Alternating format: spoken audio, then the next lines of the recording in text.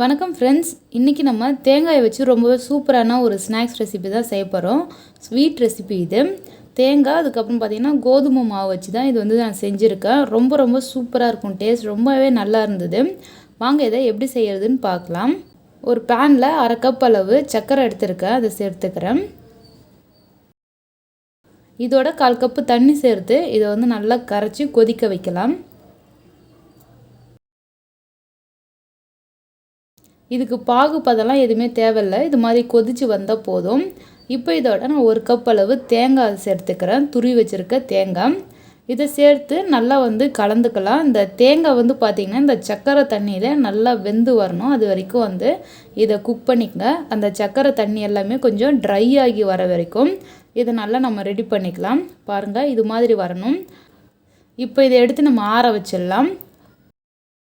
இப்போ ஒரு மிக்சிங் பவுலில் 1/2 கப் அளவு கோதுமை மாவு எடுத்துருக்கேன், அதை சேர்த்துக்கிறேன். இது கூடவே அரிசி மாவு வந்து ஒரு 1/2 டேபிள் ஸ்பூன் சேர்த்துக்கிறேன். உப்பு தேவையான அளவுக்கு சேர்த்துட்டு இதை நல்லா வந்து மிக்ஸ் பண்ணிக்கலாம் தண்ணி சேர்த்து. எந்தவித கட்டியும் இல்லாமல் நல்லா இதை வந்து கரைச்சி எடுத்துடுங்க. இது மாதிரி இருக்கணும். பாருங்கள், இந்த அளவுக்கு திக்னஸ் இருந்தால் கரெக்டாக இருக்கும். இப்போ இது ரெடி ஆகிடுச்சு.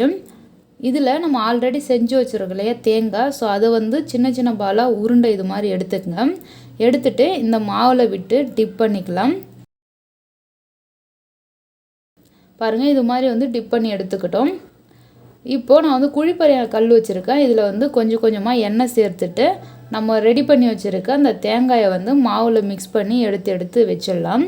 இந்த ரெசிபியை பார்த்தோன்னா நம்ம இது மாதிரி குழிப்பணியார கல்லில் வச்சு செய்யலாம். அப்படி இல்லைன்னா டேரெக்டாக எண்ணெயில் போட்டும் பொரிச்சு எடுக்கலாம். குழிப்பணியார கல் யூஸ் பண்ணால் எண்ணெய் வந்து கொஞ்சமாக வந்து தேவைப்படும். ஸோ அதனால் நான் குழிப்பணியார கல்லிலே வந்து செஞ்சுருக்கேன்.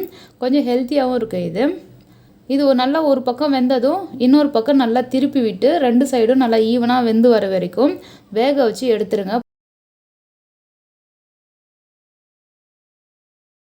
பாருங்கள், பார்க்கும்போதே கலர்லாம் ரொம்பவே சூப்பராக இருக்குது. சூப்பராக ரெடி ஆகிடுச்சு. இதை நம்ம வெளியே எடுத்துடலாம். அவ்வளோதான், ரொம்பவே ஹெல்த்தியாக ரொம்ப டேஸ்டியான ஸ்நாக்ஸ் ரெடி ஆகிடுச்சு. கண்டிப்பாக ட்ரை பண்ணிவிட்டு எப்படி இருந்துன்னு உங்கள் ஃபீட்பேக் கீழே கமெண்ட் பண்ணுங்கள். இந்த வீடியோ பிடிச்சிருந்ததுன்னா லைக் பண்ணுங்கள், ஷேர் பண்ணுங்கள். நம்ம சேனல் ஒன்று சப்ஸ்கிரைப் பண்ணுங்கள், சப்ஸ்கிரைப் பண்ணிக்கங்க. தேங்க்யூ ஃபார் வாட்சிங்.